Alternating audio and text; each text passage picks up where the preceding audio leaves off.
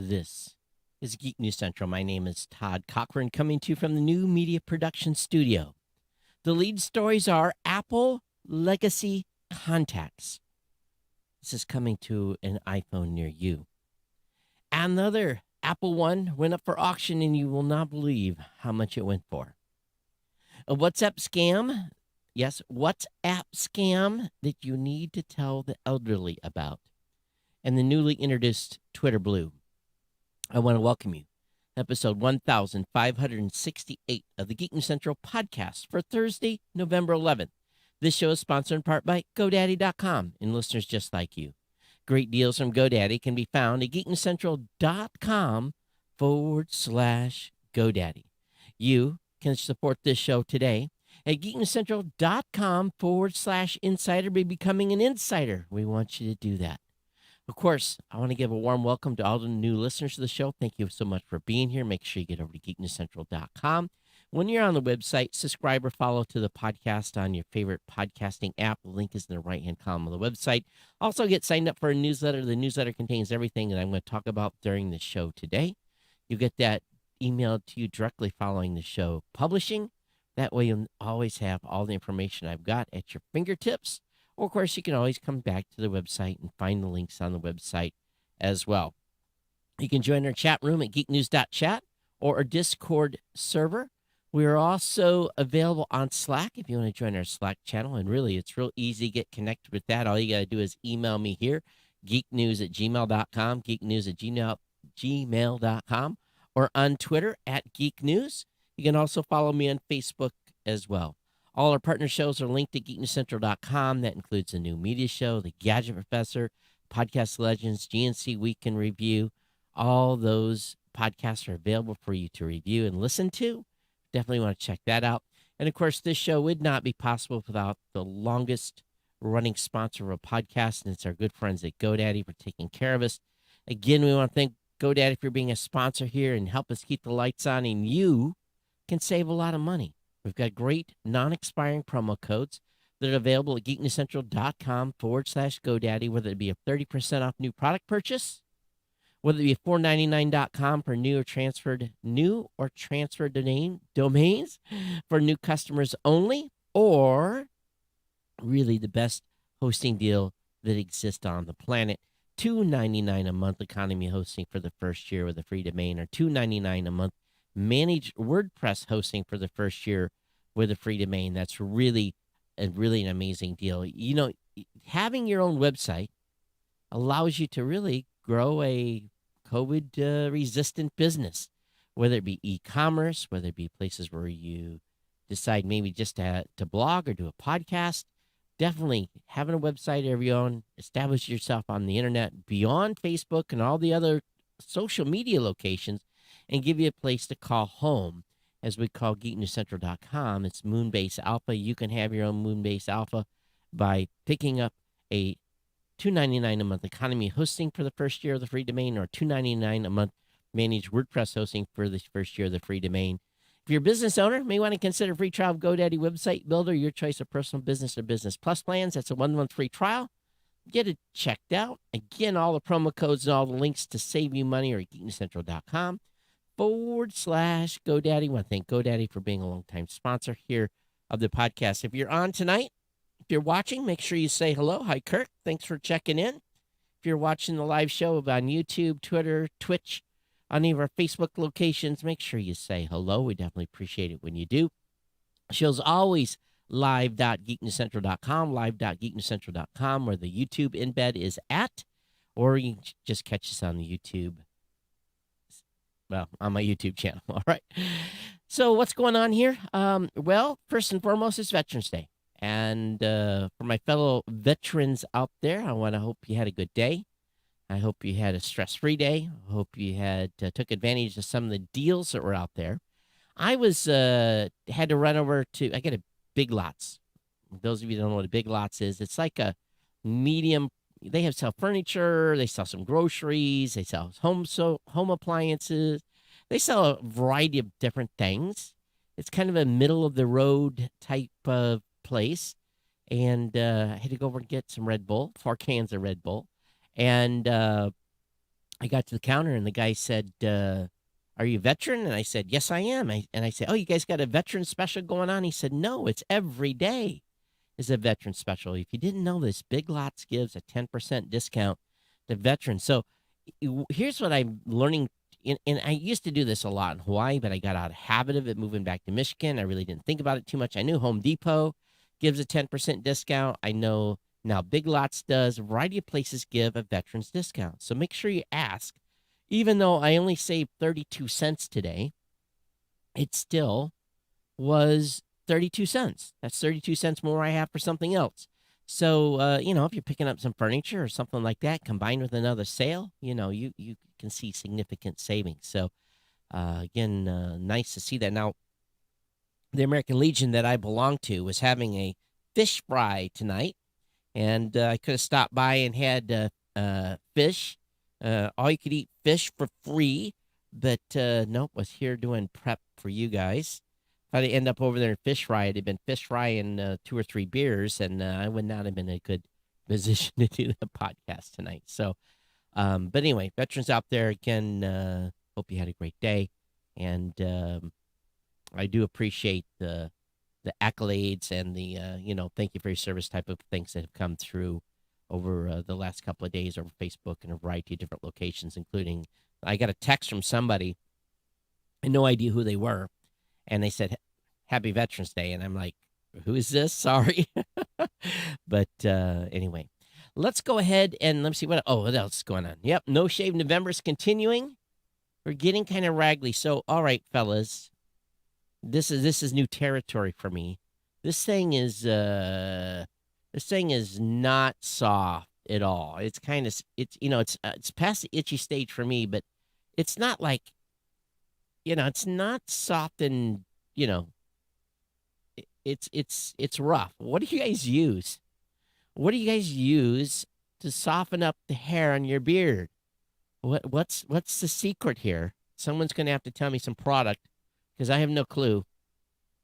Someone said use Head and Shoulders on it. And I'm like, that's shampoo. And they say, yeah, Head and Shoulders will, soften your beard up. And I'm like, I'm not going to just go buy Head and Shoulders to shampoo my beard. But is that the key? I don't know. As you guys may know, you've heard me talk about the loft. I've been doing some remodeling on the loft. And basically, I bought a couple of pieces of box furniture, assembled that. And really, the loft transformation is just about complete. I've got a lot of stuff that was cluttered, laying around, really kind of like looking like a total bachelor's pad to the point where it's put away, it's behind a door. It might be in a shelving unit stuffed in, but at least it's kind of cleaned up. I got a little more work to do, but I'm well on my way. Also got my snow tires put on. We're supposed to get snow sometime this week or this weekend, so I'm ready for that here in southern Michigan. So anyway, that's what's going on. Hope you have had a great week. Got a lot of stuff in the interesting news stack tonight. So Kirk did a good job digging through, and this is really, I would say, pretty a unique stack of news tonight. There's some new news sources there. So Kirk, I don't know where you went digging, but pretty good lineup of stuff. But the thing that caught my eye immediately today, and I think this is one that often we worry about as you're getting older. When you're younger, you don't necessarily worry about this, but a coming feature for iPhones and iPads will soon make it easier to share your data after death. Apple has rolled out its legacy contact features to its developers test update for iOS 15 and iPad OS. With this feature, users can designate a contact or multiple as a legacy contact in the event of your passing. The designated legacy contact can quickly request access to the iCloud data. Now, Apple's not specified when it will roll out the next update for iOS 15, but other platforms provide similar tools to allow friends or family members to access your account if a user dies. On Facebook, for example, users can appoint a legacy contact to look after a memorialized version of their account. And I didn't even know this. Friends and family can also request deleting an account for loved ones who have passed. And on Twitter, Friends and family can request the deletion of the account for a deceased loved one, but there's no option to gain access to the account after death. There are other steps users can take to organize their digital life before they die by giving someone access to some master passwords. And with Legacy Contact iOS, users can build a digital checklist of all their accounts with passwords and lock down their smartphone. So that's kind of cool what they can do and can't do. I've been, at one time, when I was still in Hawaii, a friend of mine that I knew for 25 years, that I sat beside and worked with, and he passed away, and he was a kind of a geek like me, and literally his widow had no idea what to do with all of their computers. Now, she had the password and wanted us to help organize and go through the data. Now, going through the data of someone can be seemed a little weird, but I'll just put it this way.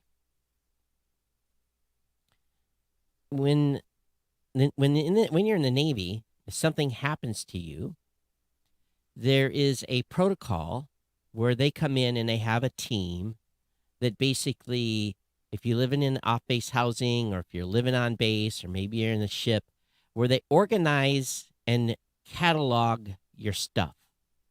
Now, there's this unwritten rule that if something is found that may embarrass the family members,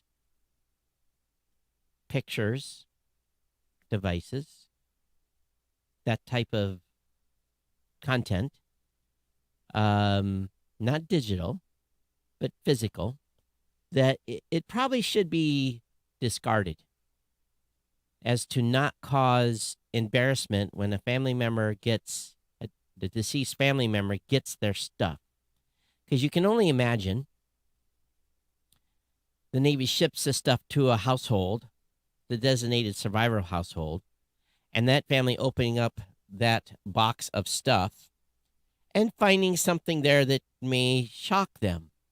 So the goal was not to have any more undue embarrassment. Well, for my friend, when I was going through his digital life, I had asked the spouse what she wanted me to do if I had run across any adult type content. And she asked me kindly to delete it. And I won't say whether or not I did find any content per se, but it was one of those things that I had to kind of ask, and to be, kind of upfront about it. So it's interesting, considering the lifestyles that we live today, what could end up on our phones. So or hard drives, etc. So consider this when you are planning for your death, and what may or may not be in your phone, in your picture roll, in your documents, sites you may have access to, et cetera, et cetera. So I'm going to be real curious to see what happens here with this Apple feature called Legacy Contacts, and what will happen. And I think that it's smart to have someone you trust, whether it be a spouse, whether it be a family member, or someone that you explicitly trust, that has access to maybe your master login. And if you change it, you got to keep it updated, or maybe a LastPass account that they could access and have the login there. I wish LastPass would have like a ability to have a dual login so that loved ones could get access to it. Because oftentimes people are scrambling to find documents, trying to find passwords, trying to get into computers, trying to get into phones. And you can save people a lot of trouble by organizing some of that stuff and giving someone access typically someone that you're not traveling with, because what happens if you die together in an accident? It wants to be someone that there'll be a little separation from each other personally, and it's kind of like the sole survivor type of plan for the U.S. government, in case something happens to leadership and as it moves down the chain of command. So this legacy contacts, I think, is going to be good, and I think this is something that's overdue. I don't know if the Android has anything like it.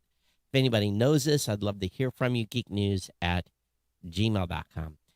On CNET, CNET's reporting Apple One computer built by Jobs and Wozniak sold for $500,000 in auction. It's one of the first Apple computers, which is 750 times more than the original 1970s sale price. This is a beautiful thing. Can you imagine if you have the financial means to own one of these? I'd like to see some replicas made. That'd be kind of cool, right? But one of the first 200 computers ever built by Apple sold at auction this week again. $500K. It's housed in a wooden case, and it's one of only about 60 Apple One models still in existence, according to the Los Angeles Times. I've got what was the one that was made by Tandy? TRS 80? Is that what I have? I've got an older one. It's in very safe storage. But anyway, several Apple computers have been sold over the last 10 years for similarly astonishing prices. So I think this is exciting to see these types of things come up for auction and are sold. But the case is beautiful. It is elegant. They did, But anyway, link will be in the show notes for you to check it out. All right, so please listen to this. If you have an elderly person in your family who's on WhatsApp, please let them know that there's a social scheme going on right now where a grandson or daughter a person poses as a grandson or a granddaughter and asks for money for an emergency medical procedure. And it really involves basically them saying they have something embarrassing that has happened to them and they don't want to use their parents' insurance or whatever it may be. And they wanted to get this taken care of privately. So it basically builds a story of, I need this money right away. I'm having a medical procedure. It's embarrassing. I'm having it done at a private clinic. The fix is going to happen at a private clinic. Can you help me out? And people are being conned out of money through WhatsApp. And oftentimes this is not going to be refunded by your bank. And they did their research. They knew her nickname. They knew the correct spelling of her original name, her maiden or given name, and a grandfather put out £1,550, and they're targeting older people again. They're posing as a granddaughter or grandson, and so these continue to go around. So, advice from WhatsApp includes take 5 minutes before responding. Make sure your WhatsApp two-step verification is switched on to protect your account. Ask if the request makes sense. Scammers prey on people's kindness, trust, and willingness to help. And call. Verify that it's really your friend or family member by calling them directly. And so be careful here, okay? Because people are being scammed out of a lot of money. Stop before you send, all right? Be careful. Hey, Toby, thanks for checking in today. Appreciate it. Appreciate you checking in while we're live. So as the holidays approach, these scams are going to increase considerably. For years, there was a rumor that Twitter would start charging a monthly fee. That's been a rumor. That's been something that's been debunked many, many times on Facebook as well. But now, Twitter Blue. What to know about the subscription features, including undo tweets. So for $3 a month, for those of you here in the United States, If you sign up for this, you can undo a tweet. Not quite an edit tool, but you can preview a tweet after publishing it and revise it. You have up to 60 seconds to undo a tweet, reply, or thread you posted to Twitter. Ad-free articles. Read stories from LA Times, Washington Post, BuzzFeed, Rolling Stones, and more without advertisements. More than 45 sites are available. Reader for threads. Long threads are now easier to read thanks to the new reader mode. Bookmark folders. You can bookmark tweets. Custom navigation. If Twitter navigation bar doesn't quite work quite the way you want, you can customize it and add bookmarks. You can now choose a different Twitter app icon from your home screen. Themes. You can choose between 6 themes, and there's experimental features such as pinned DM conversations, and you can do longer video uploads. It costs $3 a month in the United States, $4.49 in Australia, Canada $3.49, and $4.49 in New Zealand. Those prices may change. Free Twitter's not going away. Again, Twitter Blue is currently available on iOS, Android, and the web in 4 countries. And you can sign up right on your profile. And you got the new undo feature. So Twitter Blue, available today for $3 a month. Are you going to pay? I don't think I will. Subaru, of course, Subaru is always bragging. They've got the car, car, SUV vehicle that goes forever. Something you're going to pass down to your kids. Well, Subaru has revealed the Solterra SUV, its first electric vehicle, approximately 329 miles of range. And it doesn't look too bad, considering Subarus have not been known for their style. This one actually looks kind of interesting. It's got an aggressive look to it. So if you're thinking about a SUV from Subaru, there is an option here. The Solterra will come in both front-wheel and wheel drive variants with either 150 kilowatt, 201 horsepower, or a pair of either 850 kilowatt, 201 horsepower AC synchronous motor driving just for the front wheels, or a pair of 80 kilowatt, 107 horsepower motors, one powering each axle for a total output of 160 kilowatts or 214. Both models sport a 71.4 kilowatt battery, which will go about 329 miles. And the all-wheel drive version will get 286 miles of range, so not as far.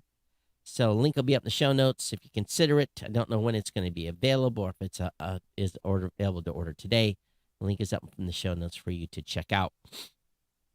In the news from BBC over in the UK, Vodafone's to offer ultra-fast broadband to millions. And they've signed a deal with City Fibre and BT Openreach, which it claims will make it the largest provider of ultra-fast broadband in the UK. 8 million UK residents will have access to its services by spring of 22. Analysts say the move should be good for consumers as other providers push to have similar reach. And, of course, Vodafone first partnered with City Fibre in 2017, a deal to be worth about £500 million. The Alt Network is the largest company outside of the main telecom giants to lay fiber in the UK, with around 50 internet providers currently making use of its infrastructure. Apparently, this is going to be positive because their pledge is to reach 285 cities and towns and villages by 2025. And so it's interesting. Those of you in the UK, Vodafone may be another option for you to get high-speed internet. If you get a device that has Windows 11 SE installed, do not uninstall it. Like the ARM version of Windows, the only way to get 11 SE is on a new system. And then if you remove it, you can't reinstall it. So Windows 11 SE isn't just a regular version of Windows with a cheaper license or cut down versions that run fewer apps. Windows 11 SE defaults to saving all files, including user profile information, to students' OneDrive accounts. And it has some standard Windows 11 features removed to ensure a distraction-free learning environment that performs better on low-end devices. The operating system also gives IT administrators exclusive control over the apps and browser extensions that can be installed and run via Microsoft Intune. So this is mostly a student edition. That's why it's 11 SE, student edition. So link will be up in the show notes on that. If you're involved in that type of stuff within your school districts, it's an interesting option for you. I don't even this actor, I really don't know him too much, and it's an interesting story. It's over on businessinsider.com. Terry Crews is getting roasted for starring in an Amazon ad where he excitedly works at one of the company's warehouses. And he absolutely gets trolled. Now, he's the Brooklyn Nine-Nine star. I've never seen this show. The ad, which Crews posted on TikTok account on Tuesday, features Crews visiting Amazon warehouse, participating in a variety of jobs, and speaking to a handful of employees. He lifts boxes, shrink wraps a pallet of boxed goods, and preaches the many benefits of working in an Amazon warehouse job that has extraordinarily high turnover because of the demands and tedium of the work. Amazon warehouse staffers told Insider. Wait, I get to drive a forklift, Crews says in the ad. And a staffer replied, I got to drive a forklift for 15 years. I was never excited about it, when Twitter user said in response to video. As a matter of fact, every day I would contemplate driving my car into a ravine on the way to do it. Well, that's not a good way to start the workday. But there was all kinds of social messaging saying he would have been fired for taking too long to package a box and talking while he was working. Bro, you would have been fired already. You're not supposed to have your phone. You're supposed to be in the design area. So it just goes on and on and on. They're just trolling him hard. So I guess this ad that he posted on his Twitter account didn't go over as well. Now, what does Todd want for Christmas? Ladies and gentlemen, I don't care if 20 of you get together and pool your money, or 30 or 40. Actually, it might take about 50 of you to pool your money. If 50 of you get together, you can get Todd the Christmas present that he wants. It's the DJI Mavic 3 sign. It's a new drone. And oh my, this thing is beautiful. It really is. And it's a true, my son's going to see this and he's going to go crazy. It's a cinematographic camera. It's got great lenses, but, excuse me, $5,000. $5,000. That's why I said take 50 of you pulling your money together. I was just joking. I don't want this for Christmas. I have drones and don't fly them that much as it is. It would probably become a paperweight around here. So save your money. But it just looks so cool. It really does. It's one of those drones, though, that if you crash it, you're going to cry long and hard. Hey, Disney CEO says sports betting pursuits will have no impact on the family-centric brand because of shifting attitudes towards gambling. So Disney is going to go into sports betting. Where? I don't know. It acknowledged having brand withdrawal concerns as it pursued sports betting partnerships. But the company research showed that sports betting won't hurt, injure the Disney brand, he told investors. So it's an interesting situation because, Disney owns ESPN, sports brand. They could advertise sports betting on ESPN. Seems to make a lot of sense, doesn't it? Well, just another way for you to get rid of your money. I know some of you like to bet on sports. That's okay. I don't. Don't even claim to know who the players are, except for a few players that I hear in the news and so forth. But sports betting may be coming to Disney. Alibaba had their Singles Day, pulling a record $84.5 billion in sales. So this is what happens from 11/1 to 11/11. It's basically Singles Day's shopping extravaganza, and they had a huge run. Now, compared to Amazon Prime Day, where it came in about $30.7 billion, the 10 days that this ran brought in $84.5 billion in sales. That's a number.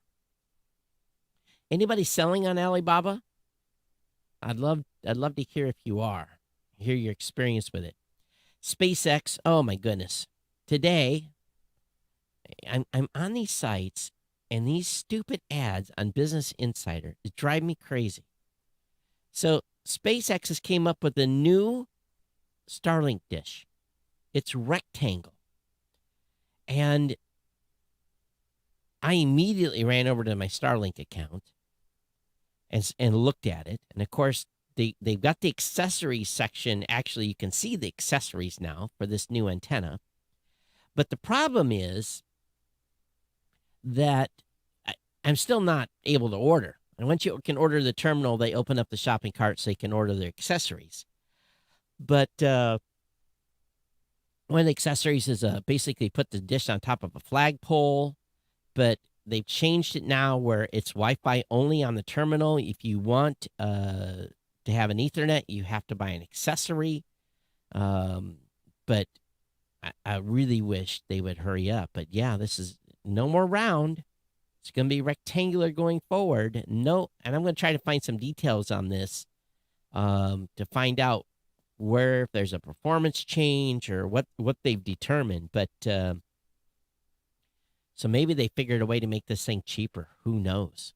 Or maybe there's enough satellites in the sky now that they don't have to have as many elements, and that might be the case. Because when you have more elements, you can see more of the sky. So it's a good it's a good question to find out what's changed, and we'll see if we can find some details. I'm sure there'll be some teardowns when someone gets access to it. DoorDash now delivers household essentials from Dollar General. So if you shop at Dollar General, Dollar General is another place like Walmart that I don't try to go in very often.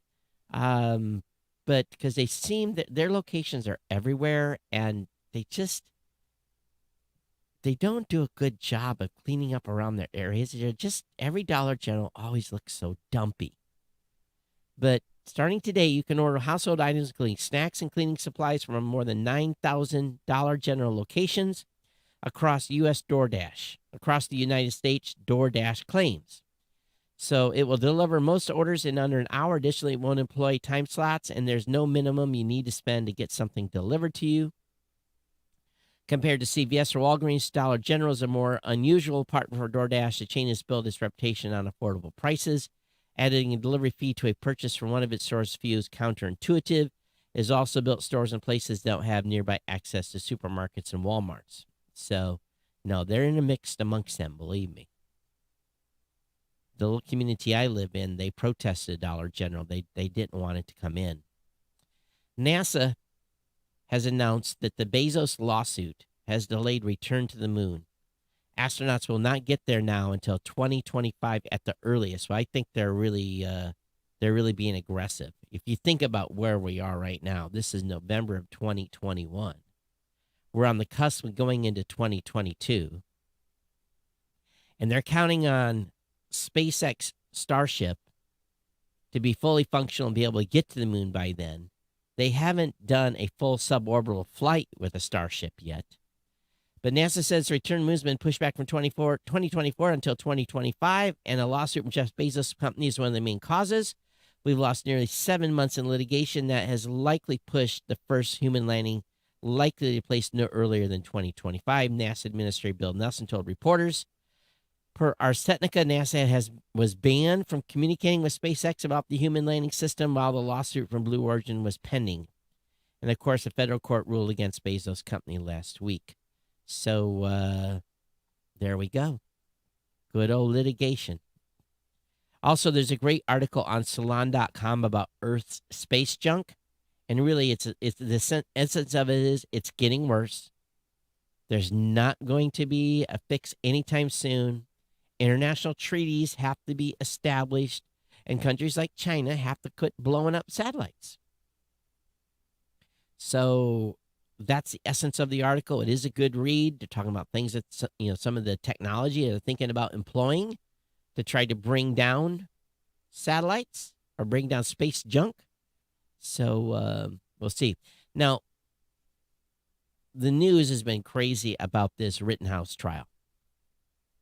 And the judge and the prosecution have went round and round a few times. But one of the more bizarre rulings was that the prosecution was cross-examining the defendant, and they wanted to zoom in via an iPad on some video, some 4K video, to show him in part of the testimony. And the defense objected. They removed the jury, and they went into a conversation back and forth. And they said, "You shall not pinch to zoom." That's what the judge ruled. And he wanted to show this video on an iPad and use a touchscreen feature, and they said no, because Apple creates artifacts, quote unquote. That's what the defense team says. So they had quite the conversation. It shows you what happens when non-technical people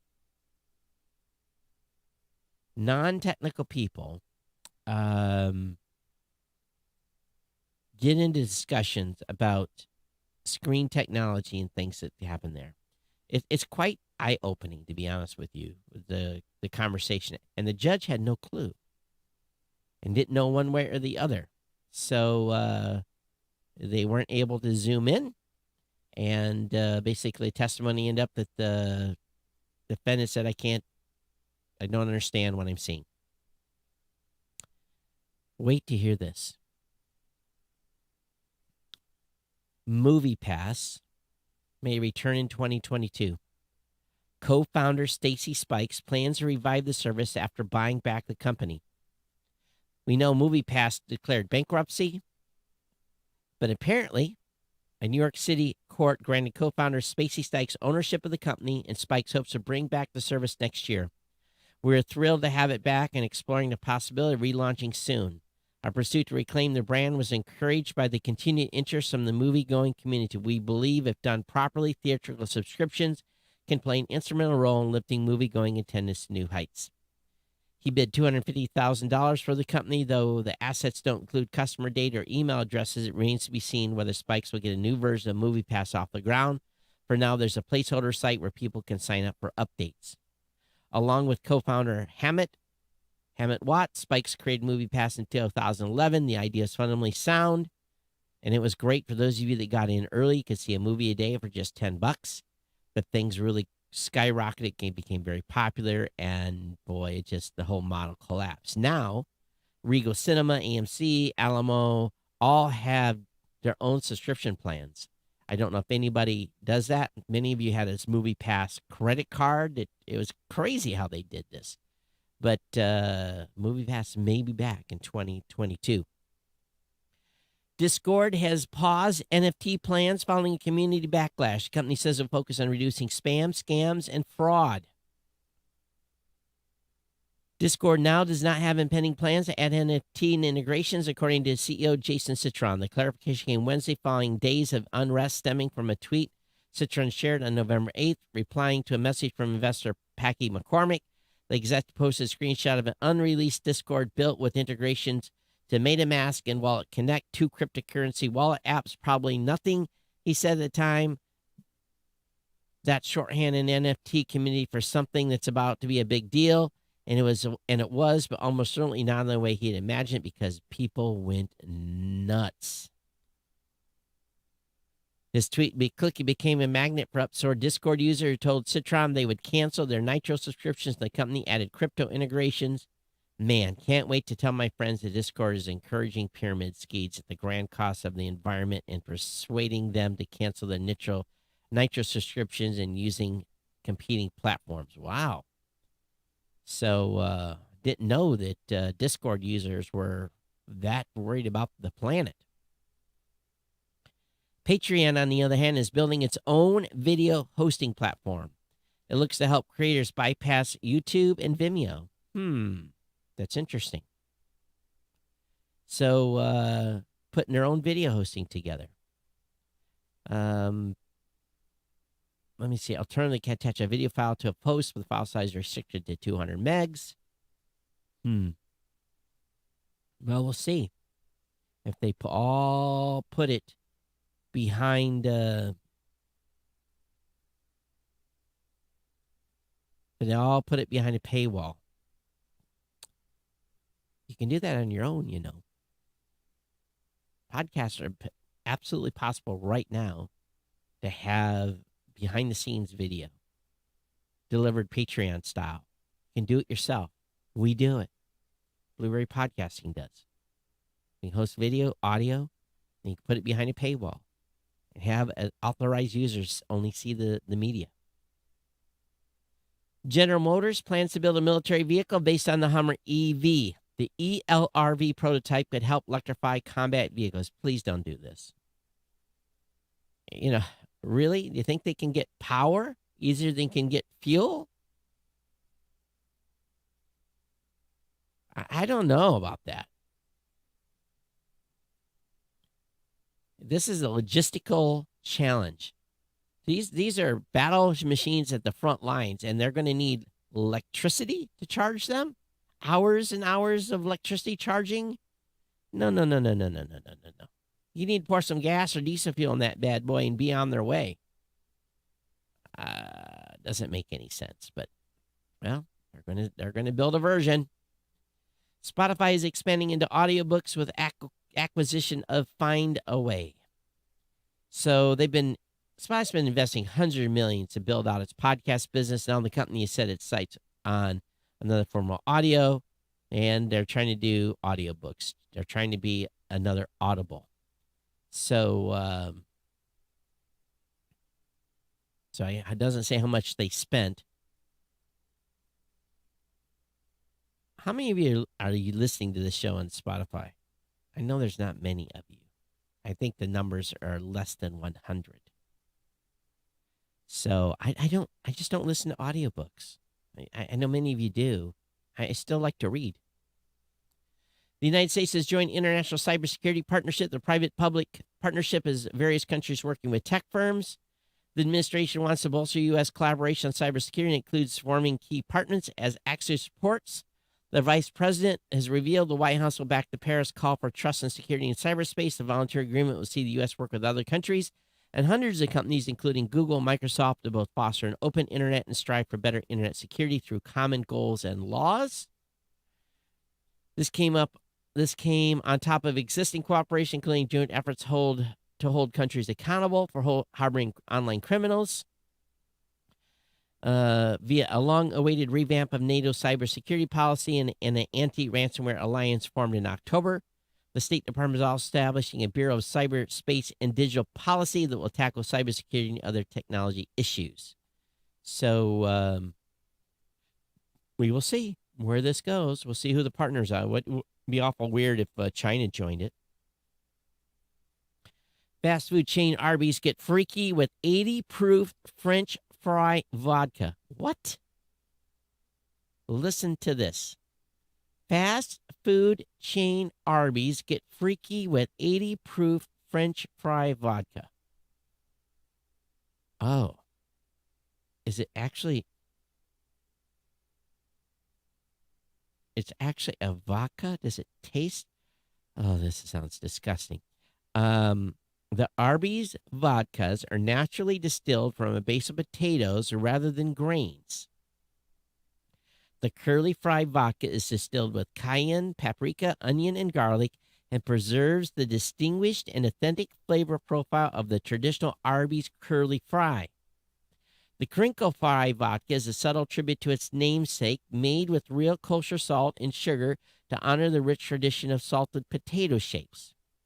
The vodkas will be bottled at 80 proof. Adventurous drinkers will be able to try some cocktail recipes, including a Bloody Mary that calls for Arby's horsey sauce. $60. Arby'sVodka.com. Does that sound like something you want to have sitting on your liquor cabinet shelf? I don't know. Samsung's display chief to kick off CES 2022 with a call to action on climate change. Why don't we talk about tech and not climate change? He's going to talk about Samsung's perspective on sustainability in tech industry and possible updates about its TV and display technologies. Of course.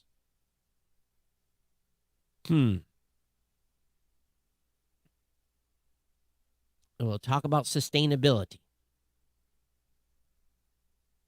Okay. I don't ever go to the keynotes at CES. I really don't. I have other things to do. YouTube is giving dislikes the thumbs down and is hiding public counts. Creators will be able to see how many people dislike their videos, but it will not be public. So they're going to announce it's hiding public dislikes. The company says the change is to keep smaller creators from being targeted by dislike attacks or harassment and to promote respectful interactions between viewers and creators. The dislike button will still be there, but it'll be for private feedback rather than public shaming. So this is not out of the blue. They talked about this earlier this year and the potential of it happening. Department of Justice has sued Uber for allegedly discriminating against passengers with disabilities. The complaint stems from a wait time fee policy the company has had in place in 2016. Essentially, if you're disabled and it takes you too long to get in a car, they add a wait time fee because it takes you longer to get in. So that's probably going to be a slam dunk. So they're saying they're violating ADA. And it doesn't seem like it is fair to because oftentimes non-disabled people make the cars wait too. Disney Plus has added fewer subscribers than expected this quarter. The streaming service might not be growing as quickly as Disney wanted. They only added 2.1 million subscribers in the fourth quarter, giving a total of 118.1 million. That's in line with the company's already cautious estimate in the low single-digit millions and 60% more total customers than a year earlier, but well below what some analysts expected. CNBC noted that Street Account predicted 9.4 million new users this quarter. Well, people are going back to work. They don't have much time to watch TV. We're busy. We got to pay for fuel, groceries. Good Lord, groceries? Oh, my God. Holy cow. Hey, I'm like, wow. So no one complained when they made the bags smaller. No one went when they went from 12 ounces to 10.8 ounces or 9 or 8 or whatever they resize the packaging. But now the small packages are in place. You can see it across the shelves because the stores have not adjusted their height of their shelves. And now the prices are just through the roof. Whew. It's not only fuel, it's groceries and everything else that we have to spend money on. That's why seniors are getting the biggest cost of index raise they have got in like 20-some years this year because of this inflation. Elon Musk SpaceX has spent nearly $1.8 million on political lobbying this year, more than Jeff Bezos' Blue Origin. I'm not surprised. Only 1.8? I would have thought it would have been a lot more than that. I would think that they would have spent a lot more money on lobbying, especially to try to hurry up this group that's approving these launches. They're slow. So only 1.8? It's nothing. That's a rounding error for that company. And here it is again. Tim Cook says Apple is looking into cryptocurrency. Really? Come on. According to Cook, he did confirm that crypto is something Apple's looking into, but isn't necessarily something they have any immediate plans for. It's something we're looking at. It's not something we have immediate plans to do. I would characterize it as there are things that I would not do. There are things that I would not do, like our cash balance. I would not go and invest that. I would not go and invest that in crypto, not because I would not invest my own money in crypto, because I don't think people buy Apple stock to get exposure to crypto. Well, I would think that's right. So, anyway, that's where that's at. What do you think about those bananas? Okay, let me look over here. I got something I need to hit. What was it? Oh, Bob Layton calls me out. Todd. Massachusetts is pronounced Massachusetts. Massachusetts.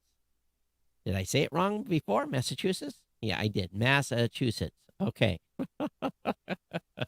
Bob, I am known for destroying the English language as we know it. I do it every night on the show. Thank you for the correction. There's been a few other ones over the years. Toddisms, as they have been quite labeled. These so many episodes after so many years. But all right, we're gonna get this party rolled up here. We're gonna get out of here. But if you're not an insider, consider becoming an insider. GeekNewsCentral.com/insider. I definitely appreciate it if you would consider it. 2, 5, 10, 15, 20, or $25 a month.